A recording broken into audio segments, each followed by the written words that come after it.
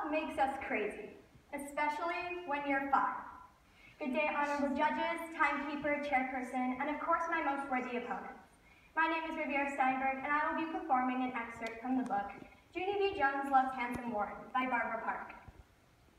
I chose this piece because the Junie B. books have an innocence that remind us all of what it is to be 5 again. Please enjoy. My name is Junie B. Jones. The B stands for Beatrice. I am in the grade of kindergarten. There's a new boy in room 8. His name is Warren, and he's the handsomest boy I ever saw. My eyes practically popped out of my head, because he is handsome like a movie star.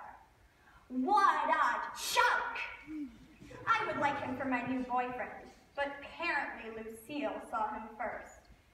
Yeah, only here's the problem. I didn't actually get a crack at him yet. She reminded me I already have a boyfriend, Ricardo. Yeah, only I think I may be ready to move on. At school, my teacher, her name is Mrs., told us it was time to line up for recess. She looked right at me and said, "Let's be ladies and gentlemen about it." That means no trampling thy neighbor. It's a 10 commandments. Then I saw handsome Warren. Suddenly I felt shy of that guy. Peekaboo, I see you. Ha ha ha. I'm a laugh a minute. I kept on laughing at that funny joke. Pretty soon I couldn't even stop. Handsome Warren looked at me and said, "What a nutball," and walked away. At lunch, I saw that Grace ran to Warren. I could hear her shouting, "Warren, look at my new shoes." Just then, Lucille popped out of nowhere. She had on the beautifulest dress I ever saw. She told him, "This dress costed over $150, not including tax." I jumped in front of that guy's face. "Hello, how are you today?" "I am fine. I am fine and calm." I wanted to show him I wasn't a nutball. He didn't seem impressed. Later at home, I saw a new teddy bear on Baby Ollie's shelf. It was wearing a red velvet ribbon, and not exactly the kind of cloth I had been looking for. And maybe there were more princess clothes right in my very own house. The next day that Grace saw me and her mouth came all the way open.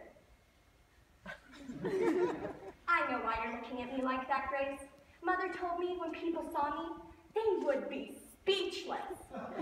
That Grace pointed to my neck and asked if I was wearing a dog collar. "You silly head, don't you know anything? This is a lovely collar made of jewels. Only I didn't even know we had this lovely thing. I found it where Mother keeps the dog food.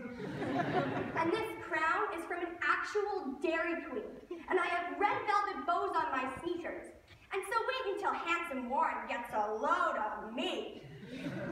At recess, he was hiding his face in his knees. "Hello, I really think you should get a load of me, because Grandma Miller says I am quite a sight.